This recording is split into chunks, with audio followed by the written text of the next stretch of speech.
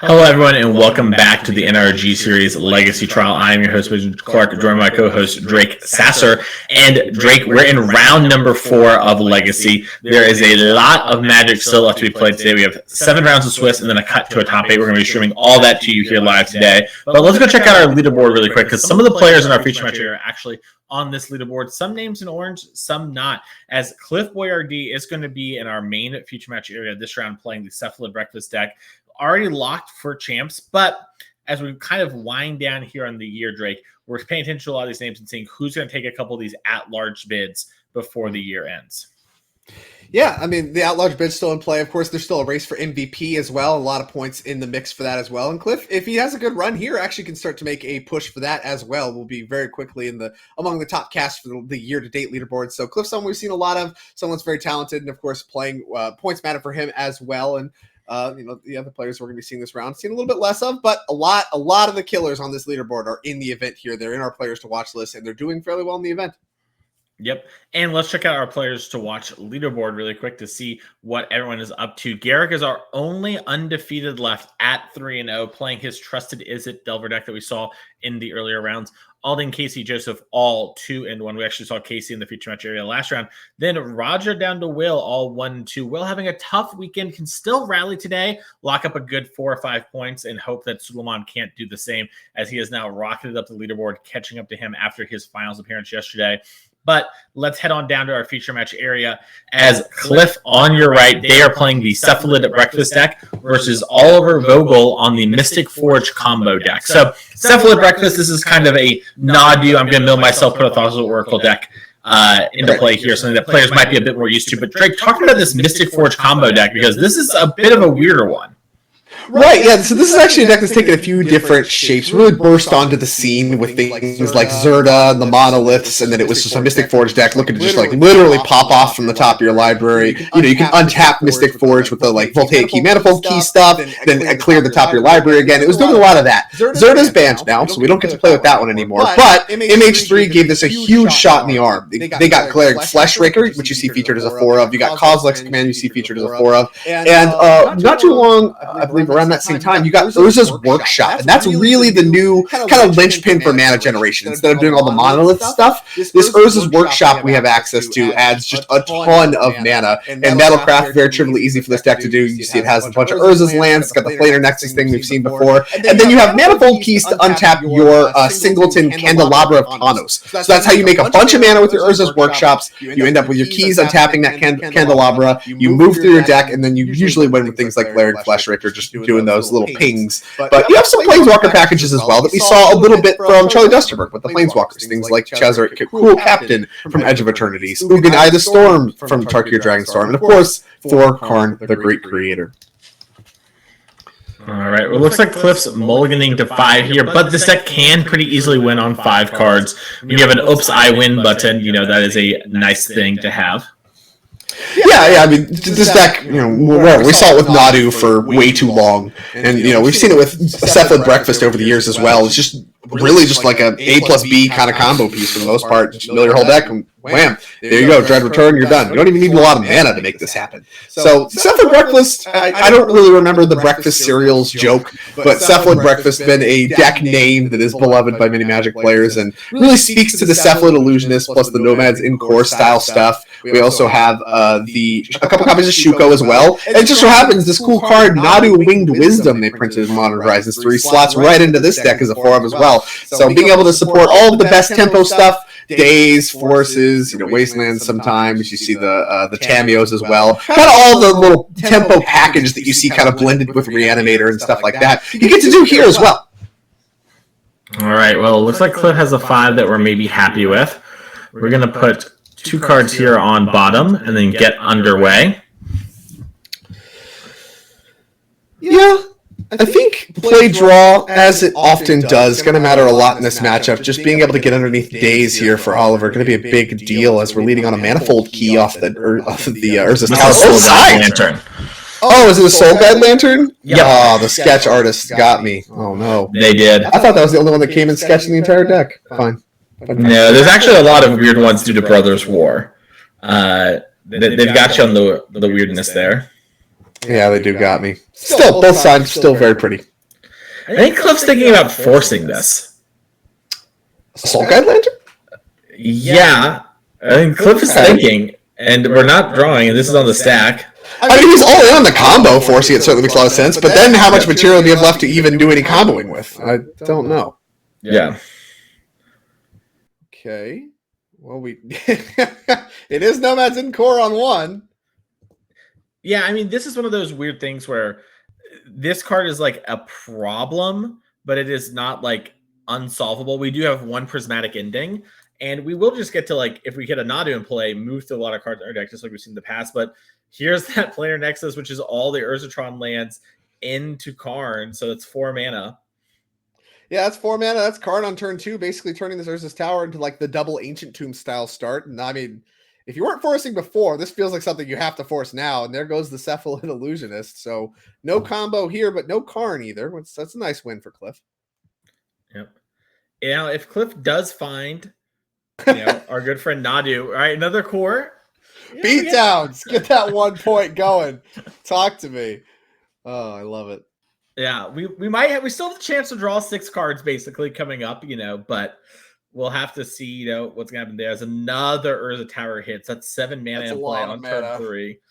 And I see a Kozilek's Command. That's not a bad prize if you don't have something better. It looks like we might have something better. There's the Fleshraker, kind of the face of the new combo where you get to just deal a ton of damage to your opponent, make a bunch of mana, do all that. Yeah, insanely powerful with Kozilek's Command too, as sort of like a burn spell where you just make a bunch of Scions and just hit them for a bunch, make the mana. It's going to be problemsome for Cliff. It's also just reasonable, like you were saying, make some Scions as you cast some spells. Cliff going to probably find this cantrip, right? Just Fireball you plus cantrip. That's an absurd rate on this card. All right, there's a mystical Surveil land, much less impressive than what a dichotomy here. And obviously Cliff on a really low mulligan, and doubled Nomads in Core, probably among the more embarrassing starts your deck can present as far as just actual pressure. And that Soul Guide Lantern that Cliff really considered forcing. I mean, definitely holding down Illusionist for even being a good draw. We had to pitch one earlier. It's just like combo kind of shut down. The fair plan doesn't look like it's going anywhere. Cliff's in a lot of trouble here. Yeah, Swords to Plowshares in hand. That will answer the Glaring Fleshraker. Okay, it's a start. Yeah. And you see Oliver kind of smiling there, like, okay, do I want to, Kozilek's Command here for a couple, dig a little bit? Yeah, 2 things. It's going to be 2 creatures, I think. And so 2 damage, 2 creatures in response, 3 creatures with the trigger. That's like +1. Can set up for a big turn. It depends on what the other cards are. Yeah, I would I like the discipline here. The big Kozilek Command to basically, short tutor a card in your deck and make a bunch of mana to cast it is like the power of the card. I think firing off there would be a little premature. Yeah, you would need to be kind of winning the game on the spot if you're going to do something like that, as I believe a Cavern of Souls enters play. Not clear what we named, but countering not really what the deck's looking to do on Oliver's side. But, I mean, Cliff has shown everything they got going. So now it's Oliver. What do you got? Yeah, I would guess that Wizard's the name, because then you can beat a Chalice on 2 or 3 with your 2 main cards. So sure, both being Wizards. And actually, Tamio's a Wizard too. So Wizard's definitely the name for sure. Ancient Tomb. That's a lot of mana. Yeah, 9 mana in play. Tempting to just go for everything now, but we have Tezzeret first. So here's a nice first appearance of the powerful Planeswalker from Edge of Eternities. Got a lot of text on this guy. Here we go. Already -3. So this actually has no plus abilities, but whenever an artifact enters, you get to put a loyalty counter on him. His 0 does the untap thing, so it works with your Candelabra plan. And if it's an artifact creature, you get a counter. Not really a whole lot of that matters. But the -3 is what we're going to highlight here. Search the library for an artifact card, mana value 1 or less, reveal it, put it into your hand, and we're going to go find the Candelabra. So again, look at all these lands that make multiple mana. Candelabra, famously very good with those. And yeah, let's put that into Candelabra. There you go. X, tap, untap, X target lands. So with these lands that make a lot of mana, you get to kind of go up. Think of it kind of like a bounce land amulet if you're new to the format. So we're going to float a couple mana and then boom, untap. Now we have this huge burst of mana available to us. Right, all our mana's back, and we're actually just up like 1 mana or whatever, and we put like one of our linchpin pieces in play. If we have like a voltaic key or manifold key to untap it, we really start making crazy amounts of mana, and then this Kozilek's command is just for a gajillion, and the game ends. Here is a Kozilek's command for a lot. Yeah, I Not believe clear X how much is a lot 8. is. 8, sure. Yeah. Here's 8 mana. Nice. 8 spawns. And then we get to look at 8 cards. Yeah, it's so absurd having this card both make mana and draw cards. Like, this is both things. Yeah, the scry part of it too, and I wish it was maybe kind of just like take a card, put the rest on bottom. Because you end up in spots like this too, where it's like, okay, these go to the bottom. Yeah, nice. Yeah, it's just like yeah, I should just be looking at top X or whatever. Yeah, what are we doing here? This is nonsense. Just stack your whole deck, sure, whatever. And it's not like we didn't know. Like these Eldrazi decks are famous for making just infinity sign amounts of mana. Just stack your whole deck. Like, okay, sure. Yeah. And yeah, them all? Yeah, we're putting them all back. Do we have like a Mystic Forge we're about to pop off with? Yes. Yep. Oh yeah. Now you get to see. Oh, Cliff doesn't even want to play anymore. You left them all on top. We're done. Yeah. Yeah. He's just got all zeros. Yeah. Okay. Great. Yeah. That's the combo. You're watching him kind of mime the combo. You just cast a bunch of stuff. Your Tezzer's at infinity. You cast all these spells. You win now. That's how it goes. Yeah. A wild one. We'll have to see if Cliff has anything in the sideboard over here that can take that down. As we pull up the sideboard here for Cliff, we have 1 Cavern of Soul, 2 Consigned Memory, 2 Fairy Macabre, a Flusterstorm, 3 Force Negation, a Ghost Vacuum, a Hydroblast, a Pithy Needle, Prismatic Ending, a Swords of Plowshare, and a Teferi Time Raveler. Anything in particular jump out to you here, Drake? Yeah, I mean, intuitively, all the things that interact with artifacts are kind of things you want to reach for. So consigned memories are attractive to me. The Force of Negations are attractive to me. A lot of really linchpin non-creature spells you want to get. Really, only the 4 Glaring Fleshrakers is the creatures of the deck. So the non-creature stuff, usually quite good. And awkwardly, sometimes you do want Swords to Plowshares, but I don't think you want them here. I think you're going to end up cutting a lot of them. You have your own combo. If you were a strictly fair deck, I think you would want to have a few removal spells left in your deck just to cover for anything that might come out of the sideboard, as well as cover for the Glaring Fleshrakers. Cliff doesn't need to do that. He's got his own combo. I want to basically board out everything that interacts with only creatures, things like Swords to Plowshares. And maybe you could reach, if you're a little worried about it, maybe you could reach for like Prismatic Endings and stuff like that. Maybe even the Teferi. Again, interact with artifacts, so somewhat of a lower rate, but also hit the creatures. But the primary things I'm reaching for are the non-creature stuff that interacts. The counter spells are great. Heck, even Needle's great. You can bring in a lot of stuff here if you're willing to cut heavy, but all about how much that Cliff wants to dilute their deck. Makes sense to me. Let's check out Oliver's very exciting Mystic Forge combo deck. It's a weird one. It's a weird one as I'm like looking over the list here. So we have a couple different cards here in the sideboard. So we have a Boseiju Who Endures, 2 Dismember, 2 Disruptor Flute, Ensnaring Bridge, 3 Fairy Macabre, a Mycosynth, a Paradox Engine, a Perilous Snare, 2 Portable Hole, and 1 Tormod's Crypt. We are a Karn the Great Creator deck, so we've got a little bit of a wish package here, but also some non-wish cards. Anything jumping out to you, Drake?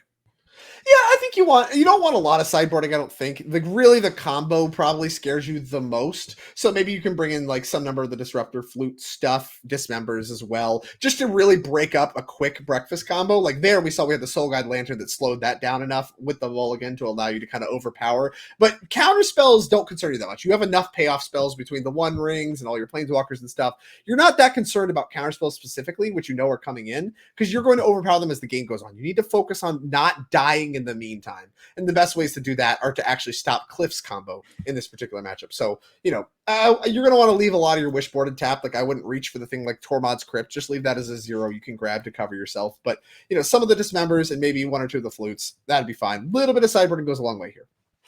Mm-hmm. Makes sense to me. Okay, then. Well, let's head on back to our future match here after we check out our last event of the year, Elmhurst, Illinois, November 1st and 2nd. We have a Team 10K showdown on Saturday, Standard Sealed Modern. And then Sunday, they'll round out the year, Modern 10K showdown. We'd love to see you there. As this is our last event of 2025, we'll have our Players Champs. That will happen sometime in December, January. We're still figuring out to announce that to you all. But very soon, we're going to see who is the 2025 champ. As it's been a very interesting year here on the NRG series. Yeah, it's exciting, and it all kind of comes to a head here at this final event. There's 4 invites just being directly given out by winning tournaments, and then of course all of the leaderboard stuff wraps up as well. So there's something for everybody. If you've been grinding all year long, you have to attend this event. So many points being given out. If you want to qualify, you haven't attended any events, this is your best shot. Double showdown weekend at the literal last opportunity. If you want to squeak in, this is the way to do it. So really something there for everybody, and I think the team showdown really highlights that too. We got standard, sealed, modern, we got all the formats that really you can want to play, and it's going to be a nice event. And then, of course, the champs, which we haven't announced yet, going to probably be coming after quite a few bans. I know there was some ban list stuff that was announced by Wizards of the Coast, and then moving stuff up and basically more or less giving you the neon sign that they're going to take action. So the champs is actually going to be some brand new formats, very likely, and so that's going to be some exciting stuff as well. Yeah, it's going to be super, super sick. As our players are finishing up their mulligan, so we can cut back to there and sort of maybe catch a little peek as to what Oliver is wanting to do, as he was just finishing up there. Cliff, someone who's played a lot of our events, like we talked about earlier, already punched the ticket for champs at the end of the year. But, little hometown NRG, come out and play. I mean, an opportunity to play Legacy? Come on. Not as stressed about the leaderboard points necessarily. I mean, obviously still in the running with a good performance here for the MVP. And with a 3-0 start, I mean, already off to a good start here. But down a game right now, not stressed at all. Calm, cool, collected is Cliff. Oliver, happy to have cast a million colorless spells. Just cheesing it up. Both plays 3-0. And what a format. I've heard a lot of whispers, if you will, across the various channels that I'm still plugged into. I'm no longer on Twitter, so I have to kind of get my info secondhand. But I hear a lot of dissatisfaction broadly from some of the players about the Legacy format, and maybe about the ban list cadence for Legacy as well. But from what we've seen today so far, I mean, I've seen a lot of different decks. I've seen some back and forth magic from everybody. This looks to be Legacy as I know it and as I love it. I see something old, something new, something blue, everything you could want. And Legacy seems alive and well, and I'm not to naysay. I can't say I've been grinding Legacy like I was back in the day, but this format looks pretty sweet to me. Yeah, and I think it's one of those things too where sometimes in paper we also just see healthier formats, because not everyone could play maybe the decks that they can on Magic Online, right? Magic Online is a different beast. If you want to play Dimir Reanimator, basically everybody can. Right. And a lot of people too, they're maybe grinding Mox leaderboard stuff, right? They don't have time to really test Legacy. So they're just going to play the default best deck. You end up playing against that deck a lot. And I think people get really bored of just playing against the same matchups a lot. Even if those games are fun, right? It's just I'd love to see some different things in my life. So what you're saying to me is you need to stop playing online, go touch grass, and play paper Magic at the NRG series. Is what you're saying. That's what I'm saying. As we see a Tameo come on down here off this Tundra. It looks like an Ancient Tomb in hand here for Oliver. Lots of mana along with that. And a Mox Opal. Yeah, we got a potentially big mana turn, but we'll see. I mean, Cliff's hand much better already. Not mulliganing into Oblivion, having turn 1 Tameo. A lot of stuff to like already. Gonna start with just a very tame Nexus. No, not even deploying the Opal. All right. Okay. Yeah. No rush. Maybe wanted to save that with a Glaring Flesh Raker, off an Ancient Tomb next turn. Get a Scion. Yeah. Here's a Brainstorm. That'll flip Tameo now. Not clear to me how important Tameo ultimately will end up being in this matchup, given that really everything the Mystic Forge combo decks is doing goes over the top of Tameo broadly, unless you can start leveraging that minus with some very high impact, spells. Yeah, I think what this Tameo really does is it forces Oliver to be quick about it, right? You need to kind of go for it. You can't just try to lock me out.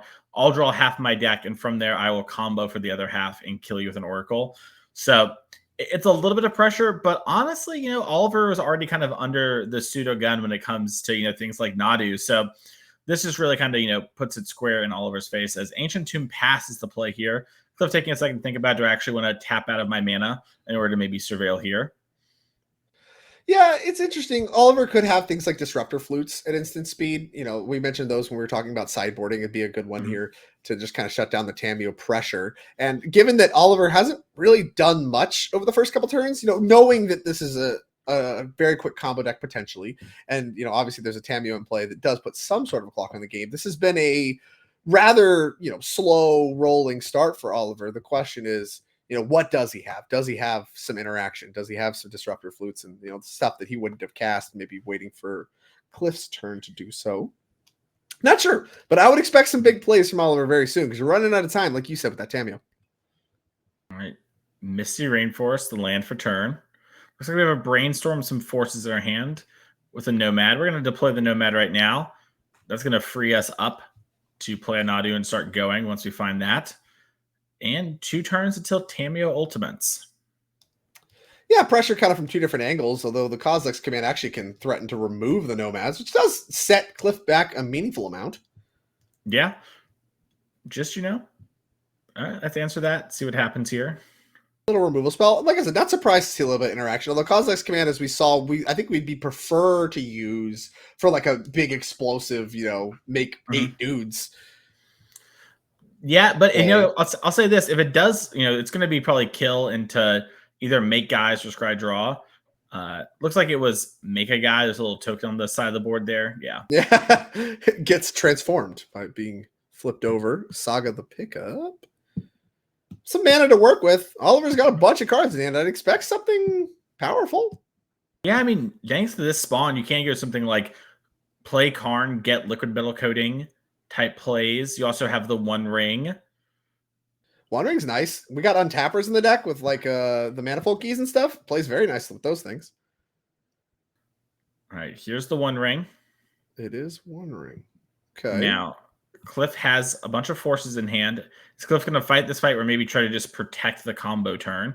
Looks like we are going to consign to memory. Not replicating, just going to take that one down and then fetch here, end of turn.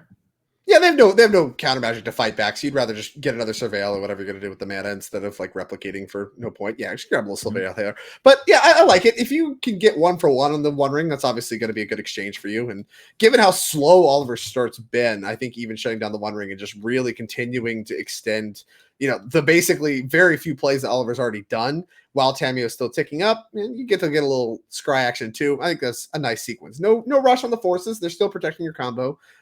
But just kind of really forcing Oliver to have to play on his turn and not just hold up potential interaction for the combo or whatever, where you want to be. All right, Brainstorm's going to get surveilled away. Interesting. Yeah. I mean, it's a blue card if nothing else for the forces. I would expect to be a card you want. Not sure what Cliff's looking for exactly. I think Cliff already had a Brainstorm, so maybe was looking for like Nadu proper, or maybe just another piece of permission, like another consign. We had 2 in our sideboard, so more permission makes a lot of sense. Just kind of keep Oliver in the back. I mean, Tameo's ready. Like, it looks like not a lot's happening, but this Tameo is threatening to ultimate. Yeah, and this is what we talked about, right? Like, Tameo does sort of say you have to do something eventually. It's Boseiju getting kind of stared at in hand. Doesn't hit walkers. I think that's the question. Yeah. Does this thing hit walkers? No. No, it does not. If we have Tezzeret, we can find a Pithing Needle effect. We have Karn. That can also find a Pithing Needle effect. So yeah, that one's got to be stopped. And will. To the Exile Zone goes Karn the Great Creator. And now with no other plays, it's Tameo Ultimate time. How about this thing? Yeah, this is a nice one. You're going to draw half your deck, and you have no hand size for the rest of the game. I'll tell you this, the original version of Tameo would have won right here, Drake. It used to be pick a number and draw that many cards. I wish it was that. What is this nonsense? Who is going through the effort to count half their library? Why are we doing this? Look at this. Look at this. Look at this gameplay. Whatever. Well, if I told you had to pick a number, it has other issues too. I'll say that. There is issues no matter what happens. I mean, pick a number's not great. It's really well, pick a number you still have to count too, right? Oh yeah. So, well, you already know the number. You could just be like, oh, I'll pick 1, 2, 3, 4, 5, 6. You can do it in motion, in tandem. Here we have to be like, all right, what's exactly half? Because I don't want a drawing extra cards violation. Come on. Yeah. Well, on Arena too, you need to click up each time. There's. I'm not saying this is the only. I'm just saying there's a lot to think about. As we do see a Tundra play, we found a land off half our deck. Now we could go something like Nadu Core here, get 4 more cards. And then we probably have a force for something in hand. And then we get 4 cards on all of our turn if we don't have an answer to the Nadu and the core. So then, at that point, we should just see our narc count, right? Because then we could just illusionist plus core and just wrap it up. Yeah, I mean, well, That could work too, yeah. Let's There's see here. core. That's step one. I was And then if expecting we get Cliff to go down a little in this, but maybe he kept it in just, you know. No, I like it. I wouldn't want to go down, and like I said, there is a lot of like bad removal stuff. Just get all the fair stuff out of here. Let's be a combo deck with some key disruption. Just like really Fair. convert all of the like fair plan out of there. All right, so it is Nadu. You called it. All right. Now it's Nadu time. Reveal the card. It's a ponder. Oh, let's get a read of Nadu. Oh, a masterpiece of sorts. This is a tough one here. We need to check where our lands are, so we have half our cards in our hand. Oh my good grief! But this could be the start of a game-winning turn here. If we have another core, that's another 2 looks. We found a land. Yeah, you only get to do it twice. So this Nadu card's actually not as good as it looks, right? Because you only get to do it twice each time with each creature. So that's pretty rough. It takes 2 to tango. Facts. Urza Saga. All right. That's unlocked, another card being able to be played. Oh, here's a land. Luckily, Cliff just looked through the deck so we know if we're going to be able to hit or not. And we are. The snap-off fetch makes you think we're hitting. Yeah, here's a land. That's a Savannah. Looks like so are we just deterministic now? There's like no cards left in the deck. We're not deterministic yet because, all right, so we need to win via Thassa's Oracle. So we need to have enough Blue Devotion, which currently we would have 3. So we need at least 3 cards in the deck. And you probably want to make sure you're a little lower. Cliff can play 1 and 2 mana cards here and just keep going. Like if we had another core or a nimble, you could anything like that. But yeah. Oh, good grief. Go. All right, sure. Yeah. It's your turn. We had 4. We would have the 2 from Thoracle. We got Tavio. I don't know. Whatever. Yeah. Just have a turn here, Oliver. Yeah. Right. Well, Urza's workshop. End of turn, we get to use Nadu again. So that's 4 more cards. And then on this next turn, we're gonna get there. I would hope so. There's a consign. Can see. This is the awkward part. Where Oliver just also needs to see cards. All right, there's a Nadu. Another Nadu. That's good. That lets us legend rule next turn too, so we get to do it all again. That is nice. That is nice.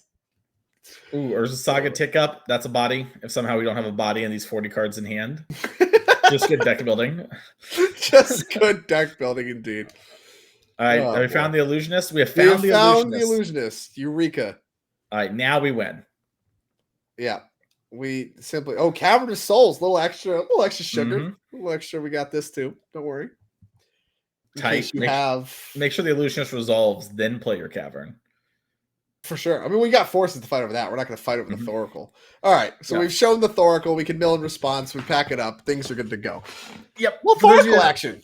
Yeah. So illusionist says whenever it's targeted, mill 3 cards. The core just targets over and over and over. We mill our whole deck. Oracle has no cards in deck. We win. For those who have not interacted with that before, it is a weird one. Let's take a double check here on the sideboard for Oliver. It looks like we're shuffling up right away, but maybe there's something. I don't know if we saw anything there that kind of changes our mind, Drake, but anything jump out to you after seeing game 2?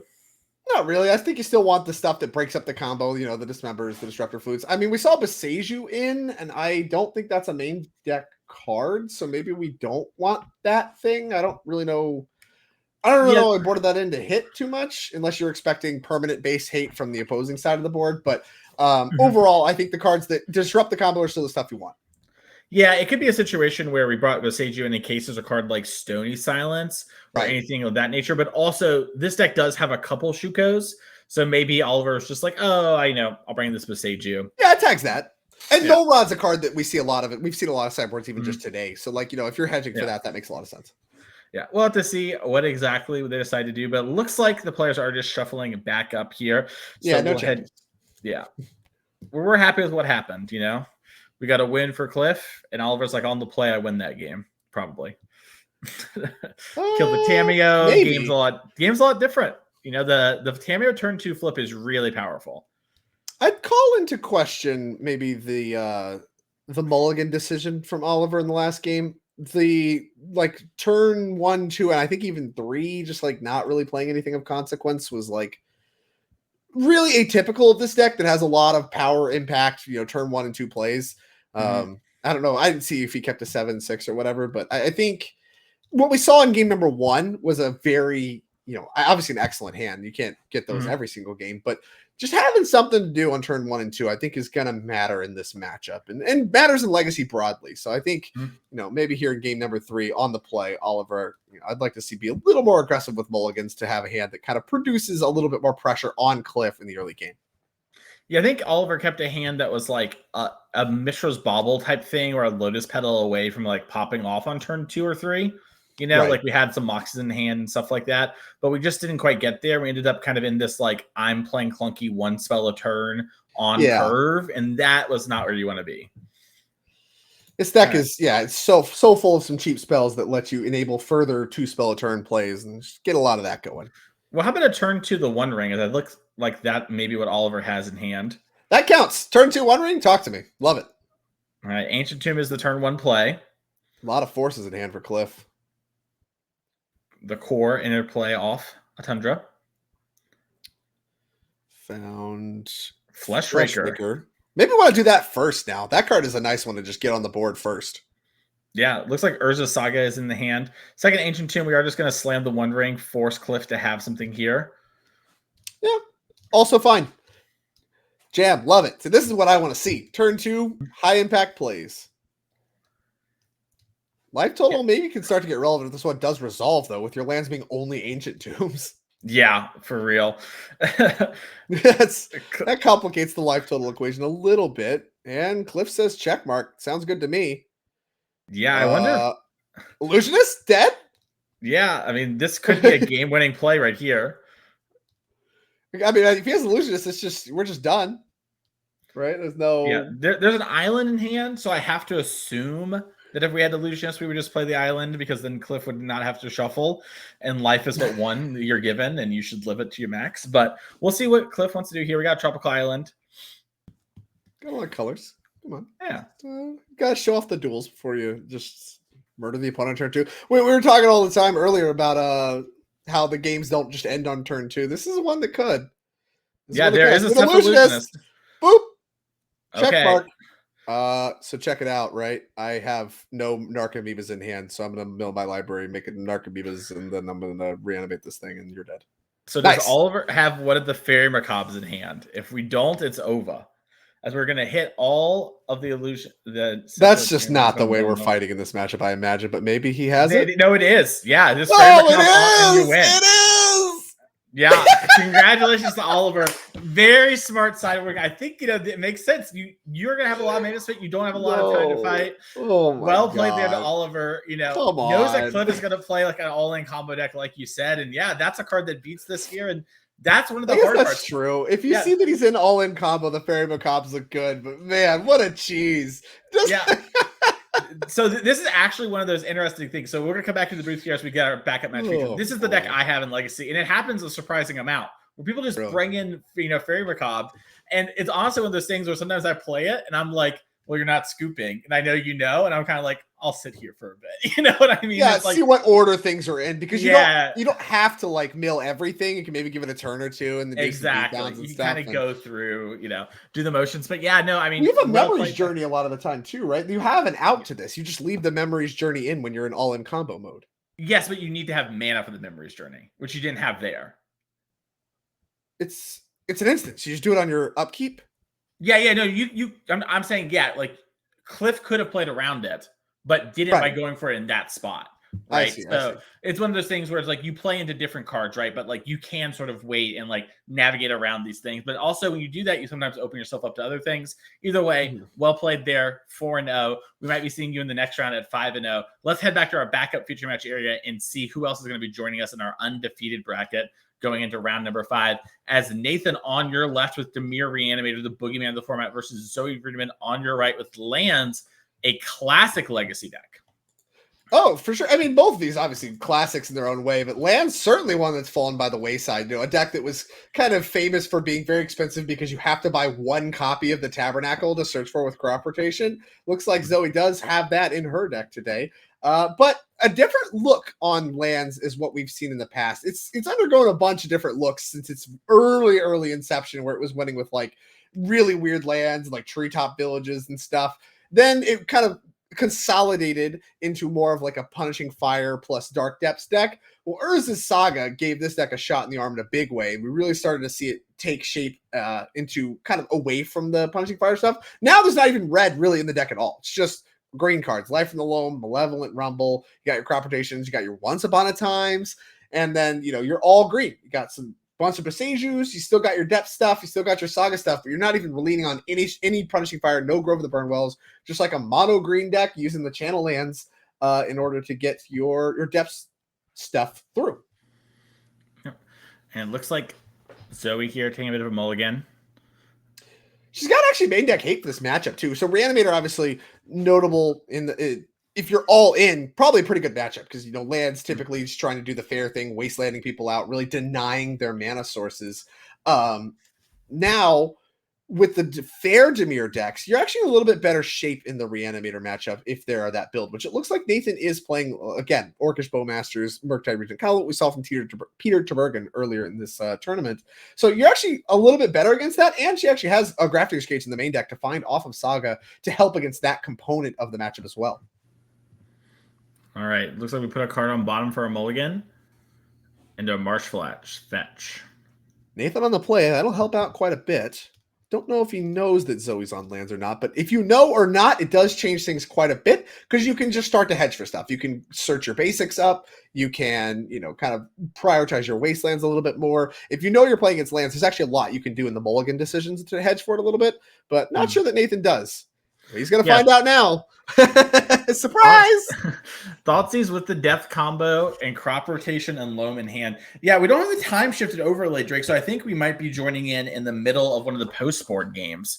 We're going to get some confirmation on that here. Normally we have a little indicator when we are kind of, going back in time to look at a future match. So we'll let you all know. There it is. Okay. Yeah. Game one makes sense. I don't see any of the bullets filled in, and this is a nice one. Nathan gets bailed out a little bit that Zoe has a crop rotation in hand, because otherwise you'd have to bin the Life from the Loam, which is just the worst. Yeah. And you already exposed yourself to wasteland, so Zoe actually has a nice just turn one wasteland you already dialed up, and then who knows if Nathan is set up to battle against that. Yep. Trivial decision there to just take the crop rotation. Over to Zoe we go, and this is a juicy wasteland. If you draw Exploration, you get to do it all. Mm-hmm. Yeah, Exploration would be unbelievable here. You have a pretty quick Merit Lage, too. We have this stage plus depths already dialed up. So got some nice lands already in hand. And we got the turn one wasteland. No lands for anybody. All right. Fetch land pass. I can find basic swamp. So we can start to kind of assemble basics and not just get hard wasteland locked by the loam that we know about. All right, Sujiri Step coming on down. This is normally a land we tutor for to give our Merit Lage unblockable, but sometimes it's just a land. It's fine as tap colorless wastes and actually grabbing Undercity Sewers. Nathan needs the colors. Needs the colors and also has Animate Dead in hand. So if we hit here the old bingo and we have a second land, we could just get a big fatty into play. Looks like we might have a second land already. Yeah, looks like it's a wasteland. Ooh, Wasteland could actually be backbreaking on the opposing side, just disrupt Zoe's mana a little bit. I don't know if that's where you want to be, given that you have already been wastelanded. You might just prioritize your own mana a little bit more, but we'll see what Nathan thinks. Yeah, Nathan could, maybe top something like an Underground Sea to fight through it a little bit. We'll have to see here. Yeah, I would top any land here, basically. I want my mana sources. All right, Brazen Borrower. That's a great way to fight through a Merit Lage if you have the mana. Sure. Yeah, we know about the Merit Lage coming. We've seen it from the Thoughtseize. The Wasteland does disrupt that as well, but with Loam able to just loam everything back, it's not great for you. Zoe really hurting for an Exploration style effect. Looks like Zoe has... There's the Cage. Oof, the main deck Cage is a nice one to have. That Animate Dead's not going to be doing a whole lot of anything now. Yeah, bit of a heater here. And it looks like... Ooh, a little great follow-up. Oh, perfect here, too. Zoe was missing on green mana pretty hard and was looking to just get the loam back. Yeah, this gives the lands right back. And no force negations in the main deck means it's very low risk. Even if he does try to counter it or whatever, it's not exiled. And lands are coming back, and you can wasteland next turn, too. Yep. And now we got a lot of pressure coming. We can wasteland you. We can potentially, set up for this Dark Depths combo. Orchestra Bowmaster coming down. Not one that gets a second trigger a lot of times in the lands matchup. Yeah. Dredge getting around that. Even if Zoe does have a cycle land or something to kind of would otherwise draw another card, you can just replace that with Dredge and you're just fine underneath the Bowmasters.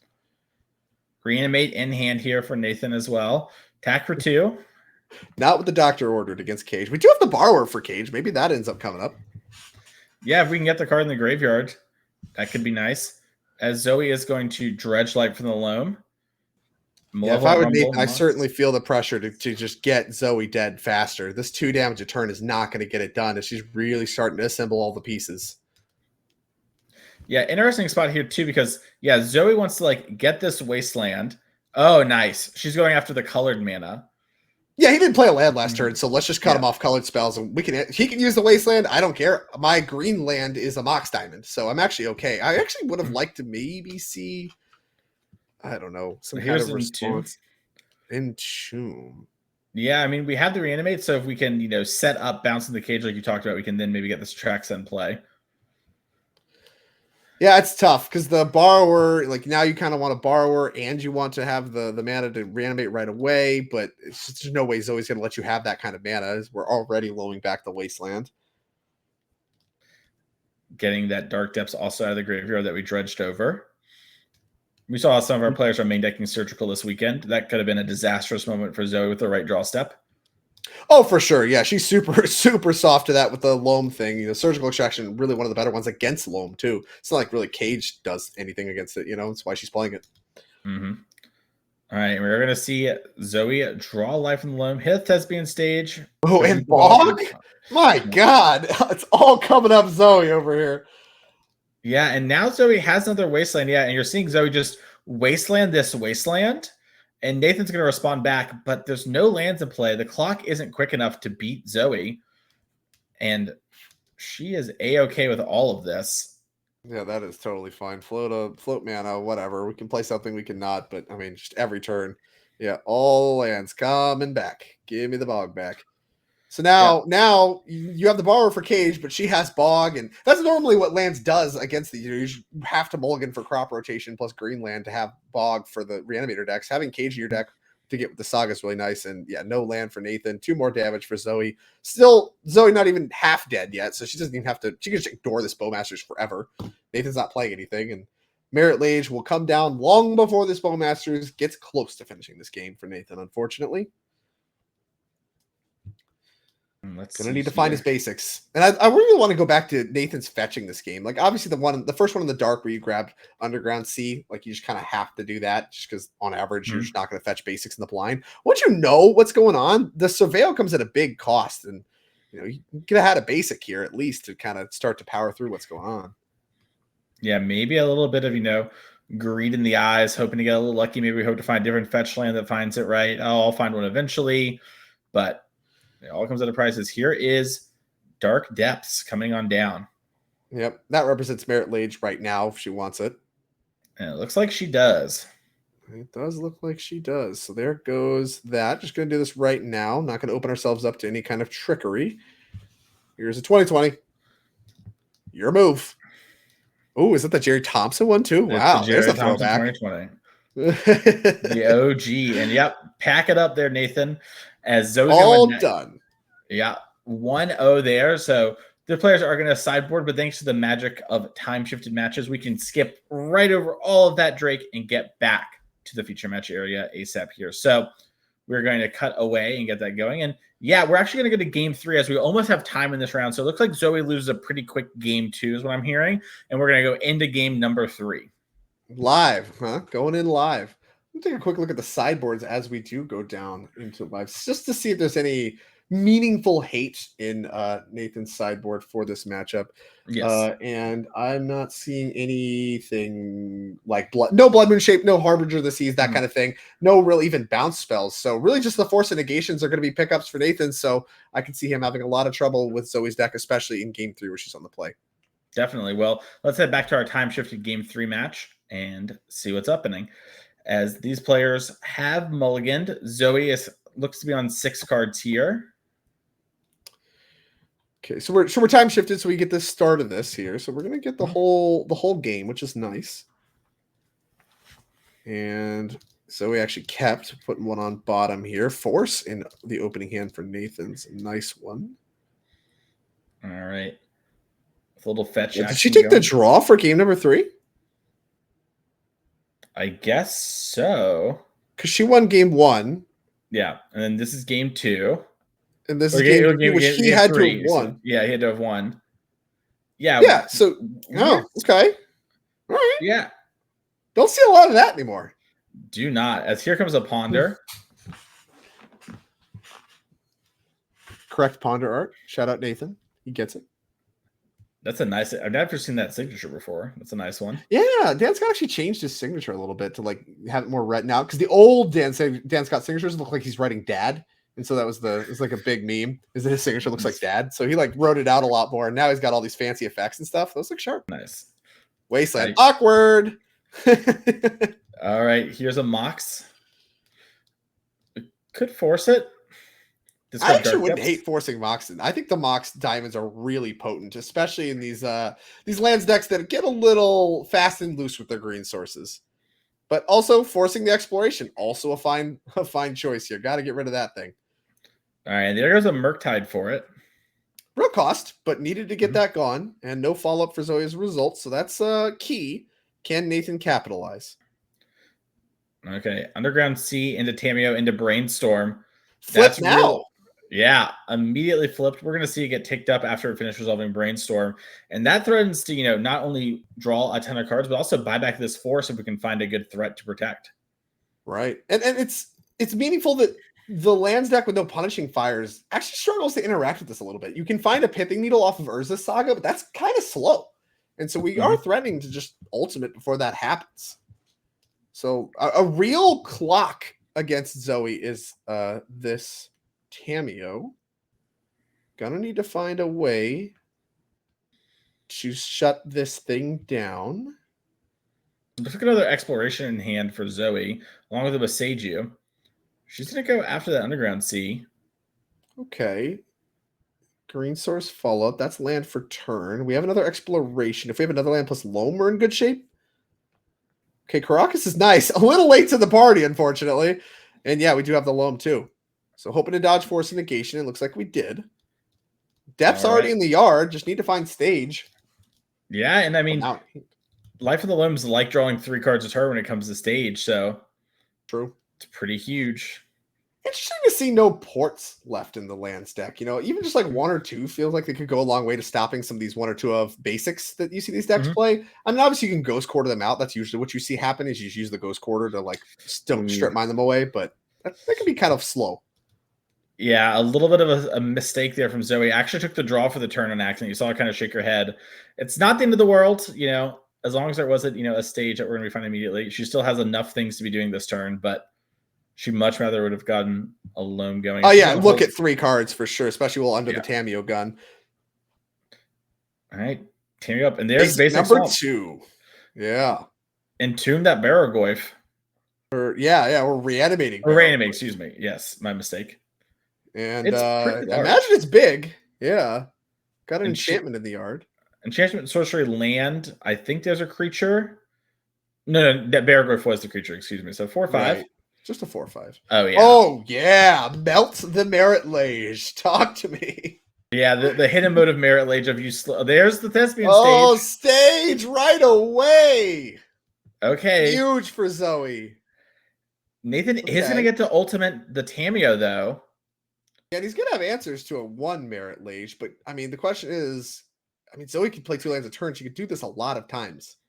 Yeah. Can she just overpower drawing 30? The answer might actually be maybe. I mean, the loam's going to get shut down because of force of negation. So that's the hard part. Yeah, so you need your loam to kind of hit another loam, right? Like you kind of got to start getting a little... You need to find more loams. All right. And Nathan's mana is obviously going to be constricted. So if we play Saga plus Thespian stage, we can make a Merit Lage, which ties up Nathan's mana for the turn.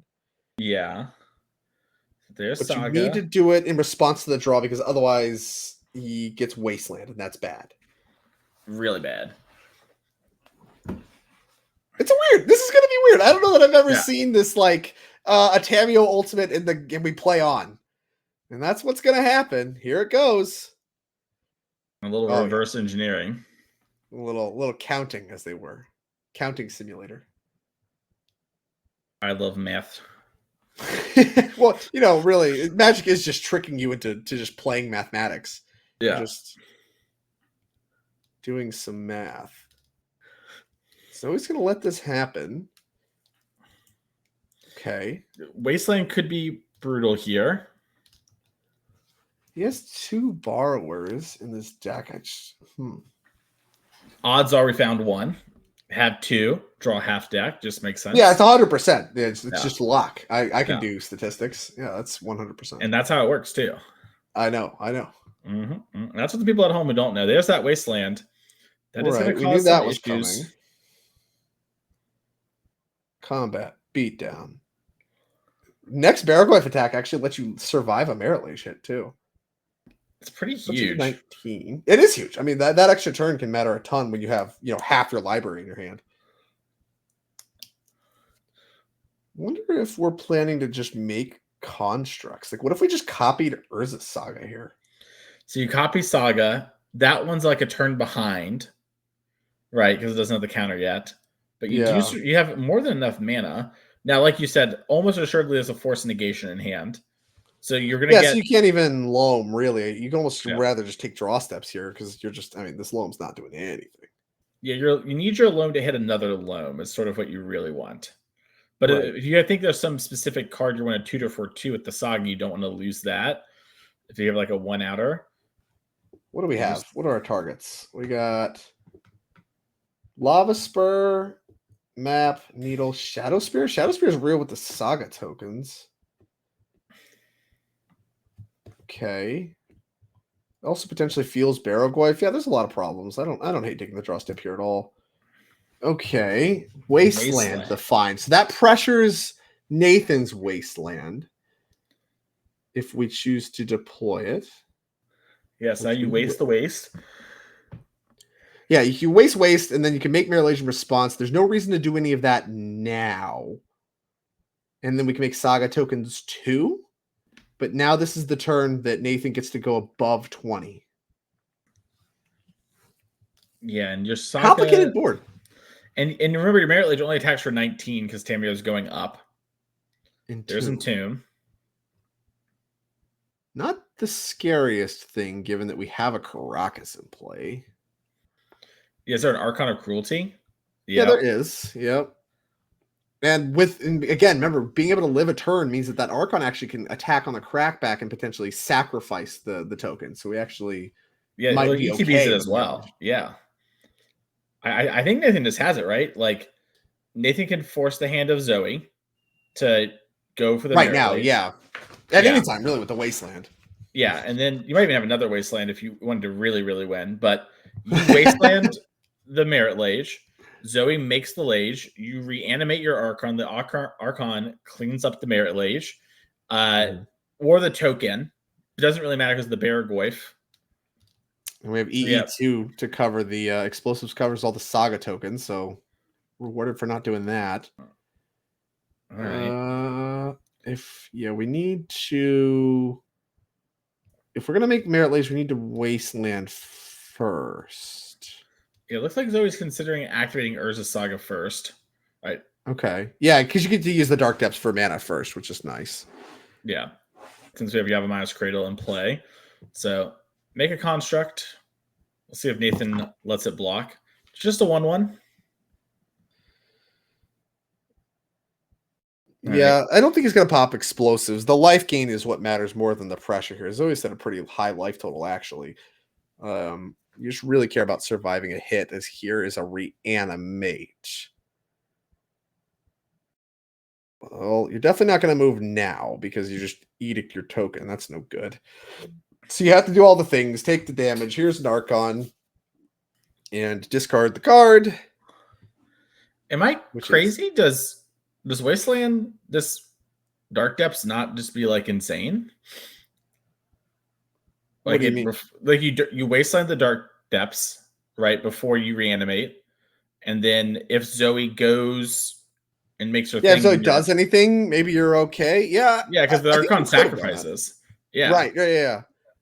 I don't know how that goes wrong for you, given that you also have the explosives and mana to crack it in case any like weird shenanigans with the saga happens. yeah. I'm a little unsure. Yeah, potential misstep from Nathan. Again, he has half his deck in his hands, so he's got a lot of decisions in front of him. Not clear that any road is a Yeah, losing maybe it's like line. a crop rotation is what he's afraid of, and so he doesn't want to get crop rotted into Bajuka Bog, lose the Archon. I mean, if she had crop rot, I feel like we would have been Yeah, I think using things get that a different while then. ago. Caracas not very good against non-legendary creatures. I mean, it makes white mana. It makes Yeah, green that's mana too. It's a Savannah. Come on. and it is untapped. Different Awesome. era that thing enters tapped. Uncommon. How's that in your limited format? Mm-hmm. Mm-hmm. No move from Zoe, so we're gonna draw. Uptick Saga to 3. And tap it for mana. Okay. So is this just to find Needle Name Wasteland? Yeah, Needle Name Wasteland here would be good. We're gonna get Brazen Barward. We are going to get Brazen Bard. I mean, that's, again, we have the Yeah. half the deck in hand problem from Nathan to work through. It might just be a spot too where Zoe just has the hope that the borrower isn't in the hand, right? Like she might just be if like, you have Disruptor Flute, that's kind of nice. You can't search for it off Saga, but you could like Disruptor Flute and like, okay, maybe that name piles Petty on. Theft. Yeah. Yes. You flute, name Petty Theft, so it's a billion mana. Wasteland. We need to wasteland now if that was the plan, because we're hopefully going to turn it off here. But maybe there's a different plan. Maybe there's a Shadow Spear line for Zoe or something like that. I don't know. We'll have to see. Shadow Spear. I'm just a way to not die, basically. Is this Archon plus Baraglyph is threatening lethal. If we grab Boots and we can make a Merit Lage and he doesn't have Borrower, do we have a win that way? Yeah. Well, the Archon can chump. But that would save you a lot of time. It would buy you like a couple turns, and the Archon is like the clean answer to the Merit Lage at that point. Exposition map is going to be the search. Zoe shuffling her deck makes me think we're not going to pop the map. She has a whole deck in front of her. No. Shuffle, present, crack. Give it to me. I need it. All right. Checking a quick look at the graveyard. We know there's a Loam in there, but have the deck in hand. That one's just not an optimistic path. You'd rather have the uncounterable lands be the way to go. It's so awkward with the Archon. Yeah, I don't know how I don't think we can cover the Borrower no matter what we do. And I think Zoe needs Nathan to just not have Borrower to get anywhere. All right, the first Wasteland, as there's still another one there for Nathan, there's two, is getting targeted. We have a mana flow. Just checking on that. All right, first Wasteland targets Wasteland. Wasteland 2 from Nathan is going to target something, probably Dark Depths. And then if Zoe goes to copy, we can Wasteland again. Yeah, 2 Wastelands is just too much to fight through with the Borrower and there's so many problems. Yeah, the Archon sacrificing the Merit Lage is a real brutal. That's so backbreaking. Not being legendary and doing the sacrifice thing is so tough. All right. So now we make I kind of wonder if we're supposed to grab a Wasteland first before we did this with the map, right? If we grab second Wasteland, do we at least beat the stuff that's on board? Yeah, you Wasteland the Wasteland, which Wastelands the Depths, and then you Wasteland their Wasteland, and then they Wasteland the Depths, and then you go for it. Assuming you have the mana for that, which I think we did. We did. I think we did. But then the Archon, we get a Merit Lage, but Archon gets us. Tough. Looks like we're going to be asking a question to the judge real quick to double check something. Yeah, just quickly checking the interaction. Not clear how this works. That might be part of Zoe's plan as well. Just need him to not know how the Depths Wasteland thing actually works, because you can mess it up. I know that. If you Wasteland the wrong thing, you're in a lot of trouble. So Zoe's allowed this to happen.